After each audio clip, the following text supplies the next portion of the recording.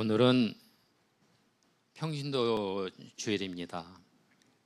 평신도 주일로서 우리가 1년에 한 번 평신도들이 목사님이 겪는 여러 가지 모든 일들을 함께 몸으로 체험하는 시간을 갖는 이 시간입니다. 그래서 우리 마음속에 하나님이 임재하시고 하나님이 함께 하실 때 더욱더 큰 은혜가 함께 하시기를 바랍니다. 오늘 저는 아침부터 성령이 임재하시다는 것을 느꼈습니다. 저희 장로님들이 이 주일 예배를 담당하면서 서로 뭐를 하자고 얘기한 적이 한 번도 없습니다. 근데 아침에 일부 예배에서는 김재원 장로님께서 교회에 대해서 얘기해 주셨고, 저는 지금부터 말씀드릴 게 우리 평신도의 입장에서 얘기를 할 거고, 그 다음에 오후 예배 때는 김전환 장로님께서 이 전체를 함께 어우러서 하나님께 나아갈 때 우리의 자세에 대해서 얘기해 주실 거라고 제목을 보면서 느꼈습니다. 그래서 이러한 성령의 역사를 하실 때 우리는 과연 어떻게 할까?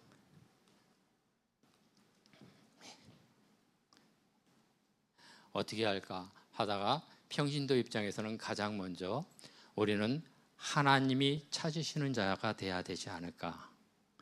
이 하나님이 찾으시는 자가 되기 위해서 먼저 우리 교회의 입장에서 건축 과정에 대해서 일부 예배 때 보여줬던 영상을 잠깐 함께 보고 그 다음 말씀을 이어나가도록 하겠습니다.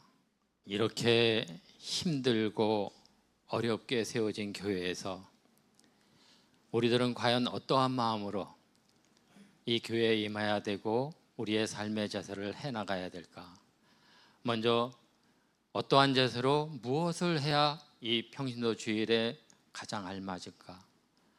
평신도로서 본을 보이기 위해서 무엇을 해야 할까? 가장 중요한 하나님이 찾는 부르심을 받기 위해서는 우리들은 어떻게 해야 될까요? 이것을 하기 위해서는 우선 감리교의 역사와 평신도란 무엇인가, 그에 이어서 본론으로 들어가도록 하겠습니다.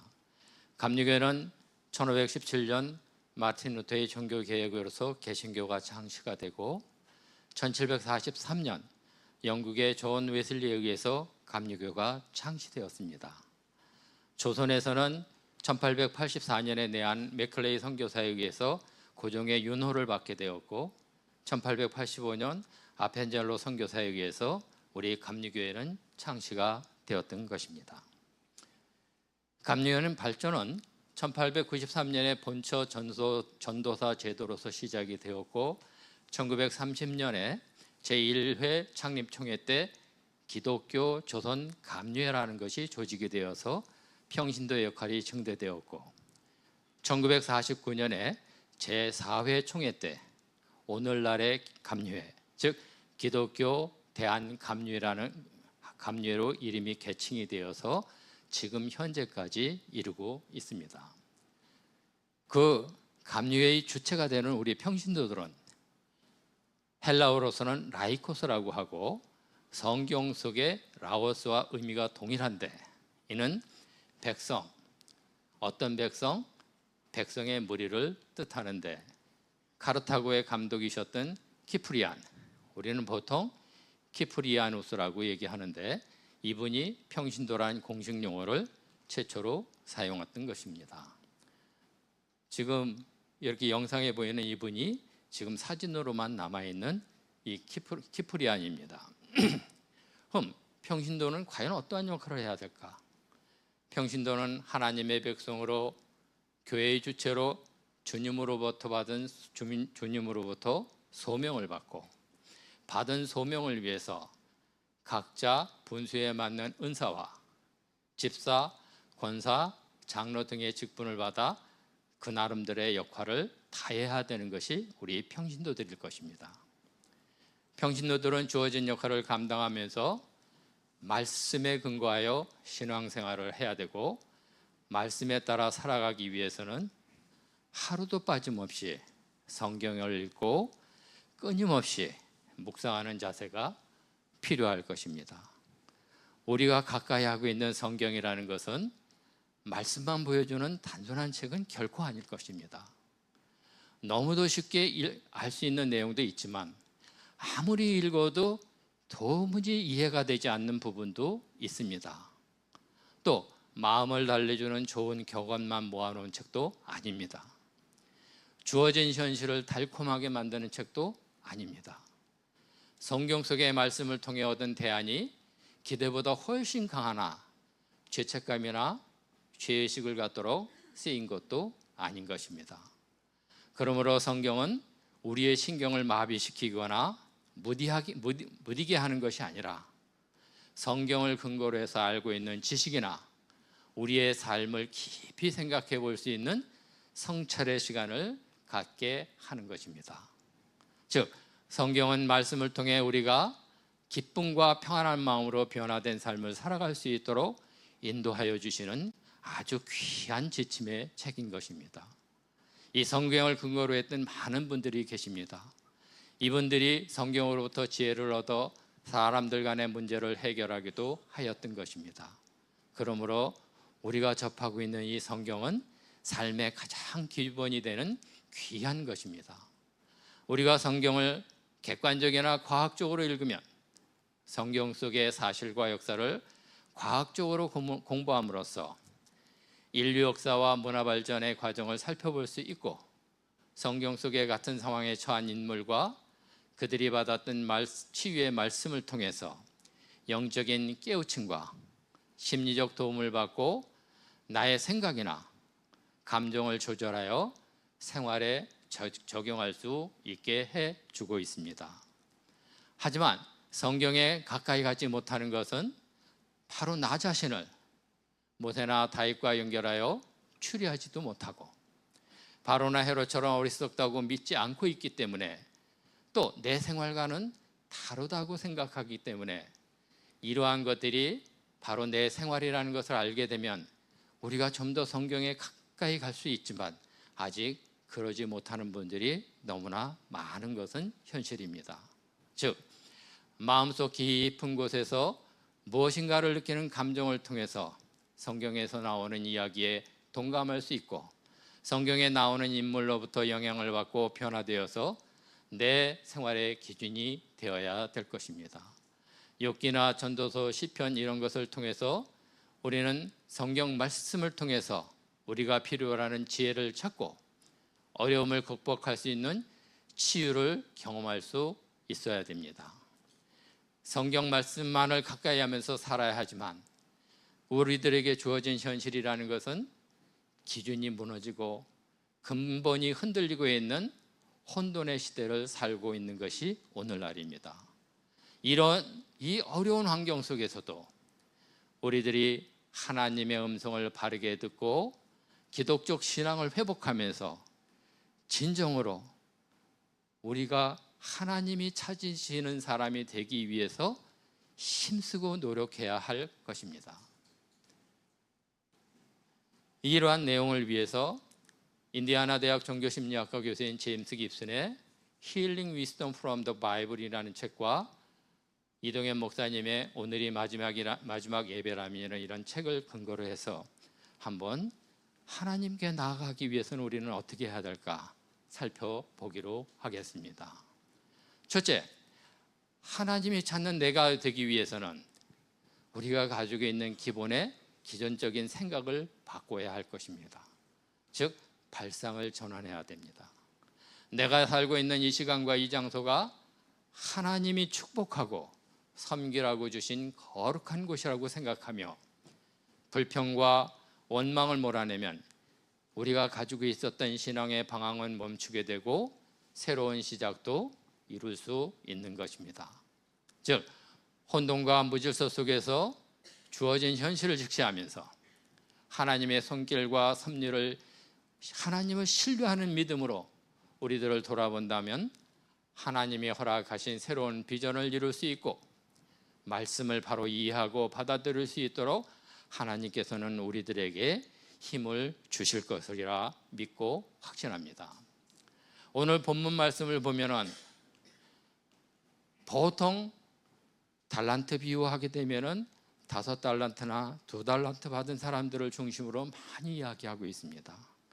이 달란트 비유에 대해서는 너무나 많은 분들이 말씀을 하고 계십니다.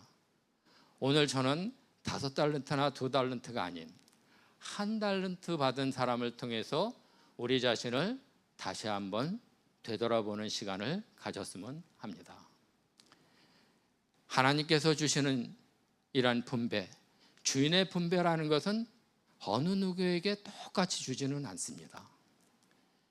그리고 그분으로부터 받은 돈이라는 것은 삶의 가장 귀중한 자원도 되고 재능이 될 수 있습니다. 주님은 우리에게 지시하면서 삶의 방향을 제시해 주어야 하지만 우리 주님은 아주 현실적이신 분이십니다. 삶의 선택 자유를 하나님이 결정하시는 것이 아니라 우리가 결정할 수 있도록 허락해 주시고 계십니다.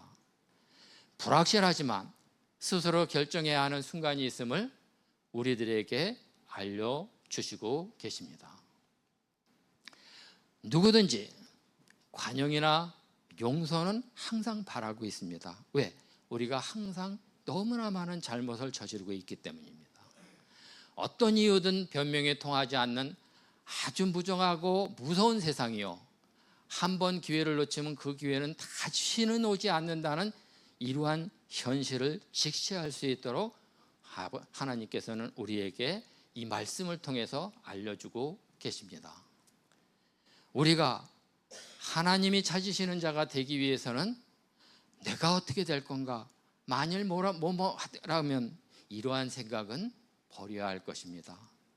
핑계라는 것은 나를 감추고 진실을 감추는 자기 합리화요, 어리석은 종의 변명일 것입니다. 오늘 보신 본문의 말씀처럼 자신의 능력을 활용하지 못한 이유는 뭘까요? 땅속에 파묻어뒀다가 그대로 여기 있습니다 하고 갖고 온 이유는 뭘까요? 이거에 대해서는 내가 이렇게 해서 이 돈을 잘못하면은 다른 사람들이 나에게 거는 기대에 어긋나지 않을까? 또 내가 이 돈을 투자해서 다른 곳을 쓰면은 실패하지 않을까 하는 등등의 많은 생각을 가지게 되면서 어떻게 될까 하는 두려움 때문일 것입니다. 하나님이 허락해 주신 달란트를 최대한 쓰기 위해서는 나 자신을 깨달아 알아야 하고, 두려움과 불만을 극복하면서 우리에게 주신 재주, 타고난 재주를 최대한 활용하려고 노력할 때 이러한 실망이나 실패는 막을 수 있을 것입니다. 말씀에서 보는 것과 마찬가지로 무릇 있는 자는 받아 풍족하게 되고 없는 자는 그 있는 것까지도 빼앗기리라 하신 이것은 예수님께서, 즉 하나님께서 경제적인 이러한 이윤 취득만 말씀하신 것이 아니라 우리의 영적인 삶을 말씀하신 것일 것입니다. 소극적으로 살아가는 삶은 나에게 주어진 재능을 낭비하는 것이라고 역설하고 있는 것입니다. 가진 것이 아무리 미약하더라도 더 좋은 삶을 향해 투자하는 용기를 가지고 모험을 할 때 우리들은 하나님이 기대하시는 그 더 큰 행복과 기쁨을 맛보는 삶을 얻게 되고, 그 삶을 기본으로 해서 남을 사랑하면 할수록 그 대가는 더 크게 받을 수 있다는 것을 깨달은 우리가 될 때 하나님이 찾으시는 사람, 즉 하나님의 부르심을 받을 수 있는 사람이 될 수 있다고 생각합니다. 두 번째로, 하나님이 찾아 부르심을 받은 이들에게 하나님이 바라고 원하시는 것은 어떠한 삶의 자세를 갖추었을 때일까요? 주님은 우리들이 기쁘고 행복하게 살기를 항상 원하시고 계십니다. 이를 위해서는 좋든 나쁘든 자신의 생활을 바탕으로 생기는 반응, 즉 우리의 내면이나 주변의 변화에 대해 창의적으로 반응해야 된다고 말씀을 하고 계십니다. 우리에게 주어진 창의력이라는 것은 예체능적인 탁월한 재능만이 아니라 우리 주변과 잘 어울리도록 하는 생활의 창조도 창조력이라고 볼 수 있는 것입니다. 세상을 창조한 것은 말씀을 통해서 보면 창세기 1장에서만 언급하고 보시기에 좋았더라고 얘기하시는 것은 아닙니다. 창조의 그 시기부터 오늘날까지 지속적으로 이러한 창조는 이루어지고 있습니다. 하나님이 주신 창조의 지혜를 우리 자신들이 삶의 지혜에 적절하고 유용하게 적용해야 한다는 것을 하나님께서는 말씀하시고 계시는 것입니다. 하나님과 하나님의 피조물과의 관계에서 깨닫게 되는 창조력은 그냥 저절로 생기는 것이 아닙니다. 끊임없는 훈련이 필요합니다. 마음속에 일어나는 두려움이나 걱정을 벗어버리고 다른 창조물에도 귀를 기울이며 살펴보면 내 속에 잠재한 창의력이 나 자신의 삶에서 드러나게 되는 것입니다. 순간마다 나타나는 새로움으로 우리들은 느끼고 생각하고 이해하고 자신을 표현할 때 이때 새로운 기회를 얻게 되는 것이고 이러한 모습이 바로 창의력이 있는 삶이 아닐까 이렇게 말씀드리고 싶습니다. 불평과 불면의 삶 속에서도 변화의 필요성을 인식하지만 그 변화의 필요성을 인식은 하지만 행하지 않고 아무것도 하지 않고 맹목적으로 산다면 하나님께서 우리에게 허락하신 사명을 감당할 수는 없습니다. 하나님께서는 항상 기쁨의 통로를 활짝 열어놓고 하나님 앞으로 오라고 우리를 부르고 계십니다. 변화하는 창조적인 삶을 살면 하나님과의 기쁨의 통로가 연결이 되어 마음속에 따뜻함과 선함이 가득해지면서 사랑을 베풀 수 있고 이 따뜻함으로 우리를 소생시키고 힘을 주시는 이러한 것이 하나님 앞에서 느끼는 우리들의 행복일 거라고 합니다. 이 행복을 느낄 때만 하나님이 찾으시는 길로 나아갈 수 있는 자세를 갖춘 우리들이 될 것입니다. 요한복음 3장에 보게 되면은 니고데모 얘기가 나타나는데 이 사람은 유대인의 지도자이고 남들이 다 올 때 보는 것이 아니라 밤에 조용히 예수님께 찾아왔습니다. 조용히 찾아오게 되면서 니고데모가 얘기한 것은 다른 사람에게 드러나지 않고 예수님을 칭찬으로 대접해 드리면은 나를 니고데모를 칭찬해 주리라고 믿었지만 예수님께서는 자기 자신을 드러내지 않는 니고데모에게 모든 세상적 가치를 포기해야만 만족을 찾을 수 있다고 하시고 이 세상적 가치를 포기해야만 만족을 찾을 수 있다고 하시는 이 말씀을 니고데모는 자신의 문제의 심각성도 깨닫지 못하고 뭐라고 질문을 하냐면은 다시 태어나기 위해서는 어머니한테 다시 들어가야 됩니까? 하는 어리석은 질문도 하고 계십니다. 하지만 우리를 사랑하시는 예수님께서는 포기하지 않으시고 영적으로 다시 태어난다는 것은 안정되고 평안함으로 산다는 의미가 아니다. 새로워지기를 원하면 지금 우리가 가지고 있는 권력이나 지위를 완전히 포기할 각오를 해야 된다고 말씀하시고 계십니다. 즉 지금 내가 가지고 있는 이 모든 생각에서 바뀌어야 된다는 변화를 말씀하시고 있는 것입니다. 변화한다는 것은 어떤 목적과 결과를 바라고 행하는 것이 아니라 완전히 다른 사람으로 바뀌어야 된다는 것을 깨우쳐 주시는 것입니다. 즉 하나님이 찾으시는 자들은 스스로 행하지 못하는 무력감에서 벗어나야 되고 자신의 평안과 안정된 길을 보려야 하고 새로운 것에 도전하는 모험을 실행하는 등등 많은 일을 행해야 될 때 이러한 변화된 마음가짐과 자세를 통해서 우리 스스로는 만족감을 가질 수 있으며 진리도 깨우칠 수 있습니다. 하나님이 바라고 원하시며 찾으시는 사람들의 삶의 자세를 우리는 이럴 때 갖출 수 있게 되는 것입니다. 마지막으로 세 번째, 어떻게 하나님이 찾는 사람으로 변화할 수 있을까요? 우리는 교회라는 공동체에서 있습니다. 교회 공동체는 말씀 안에서 서로를 돌보고 배려하며 함께하는 것입니다.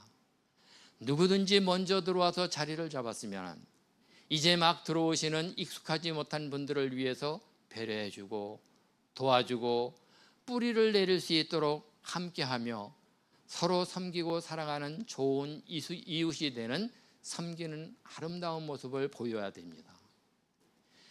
이러한 모습의 주체가 바로 누구냐면은 바로 우리입니다. 나입니다. 평신도들입니다. 함께하는 아름다운 모습의 주체이며 맡은 바 직분을 감당하며 각각의 역할을 수행하는 이러한 평신들의 삶을 삶을 되돌아보면은 어떤 분은 굉장히 편안한 삶을 살고 계시는 분들도 계지만 어떤 분들은 하루하루가 너무나 힘들게 살아가는 분들도 계십니다. 편안하다고 해서 나태하지 않아야 하고 불행하다고 해서 좌절해서는 아니 될 것입니다. 하나님은 어떠한 환경, 어떠한 신분, 어떠한 경우에도 우리를 사랑하십니다. 아무리 어려운 상황에 처하더라도 하나님의 사랑은 변하지 않으십니다. 분열과 대립으로 인한 혼란과 어려운 시대에도 하나님께서는 우리에게 요구하시는 것이 바로 회개하라. 회개하며 스스로 변화된 자가 되라 하는 회개하며 변화된 자를 찾아서 하나님의 일꾼으로 삼으시기 위해서 항상 하나님께서는 기회를 주시는 것입니다. 멀리 이스라엘을 살펴보면 솔로몬 왕에 이어서 이스라엘은 남유다와 북이스라엘로 분열이 되는데 북이스라엘 왕국이라는 것은 번영을 누리며 풍요로움 속에서 쾌락을 추구하면서 영적인 생활이라는 것은 형식적이고 세속적인 신앙으로 변절되고 말씀을 무시하면서 자기 편한 대로 믿고 살아가고 있습니다. 이때 하나님께서 찾으신 분이 누구시냐면 아모스 선지자입니다. 아모스 선지자는 믿음의 사람들 가운데 어려움 속에서도 사랑을 베풀며 기도하는 사람이었습니다. 이 아모스 선지자에게 하나님께서 내리는 심판 2년 전에 경고해 주십니다. 이스라엘에게 회개할 시간을 주십니다.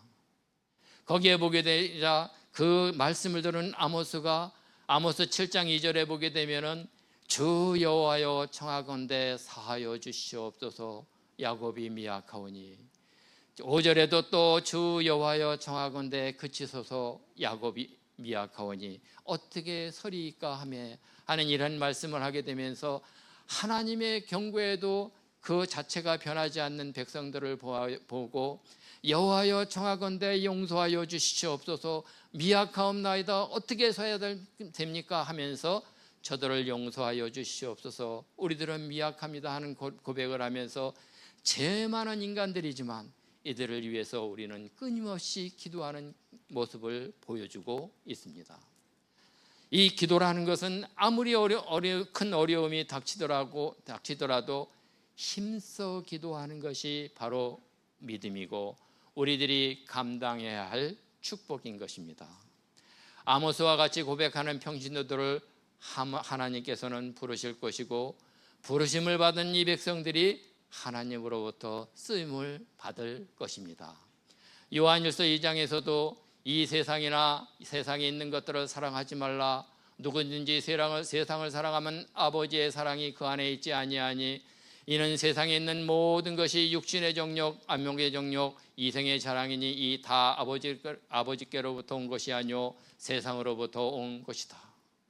우리들이 알고 있는 보통 사람들은 육신의 정욕이나 안목의 정욕에 마음을 두고 조금도 손해보려 하지 않으면서 영혼에 대한 경고를 무시하면서 살아가고 있는 것이 오늘날의 현실입니다.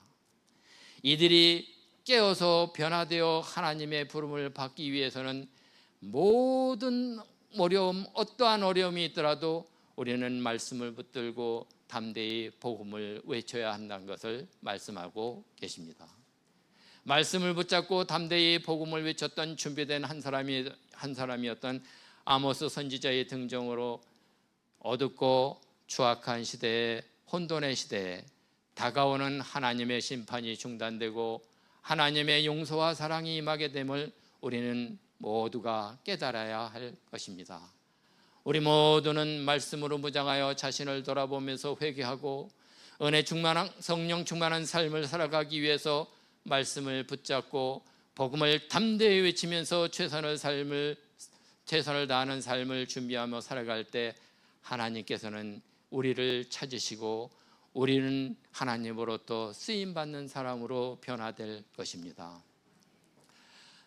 오늘 말씀한 것을 내용을 정리해 보면 하나님이 찾으시는 자가 되기 위해서는 어쩌면 만일 뭐뭐라는 생각을 버리고 두려움을 떨쳐버리고 다른 사람을 사랑할 때 부름을 받을 수 있고, 이러한 자들의 자세는 변화된 마음가짐과 자세를 통해 만족감을 가질 수 있으며 진리를 깨우칠 수 있는 삶의 자세가 필요하며, 어떠한 어려움이 닥치더라도 함께 기도하는 것이 바로 믿음이고 우리들이 감당해야 될 축복이므로, 결론적으로 말씀드리면 우리들은 항상 평신도로서 깨어 기도하며 변화되어서 담대히 복음을 외치면서 하나님이 찾으시는 자가 되기 위해서 끊임없이 회개하며 기도하며 노력해야 되는 우리들이 되어야 할 거라고 말씀드리고 싶습니다.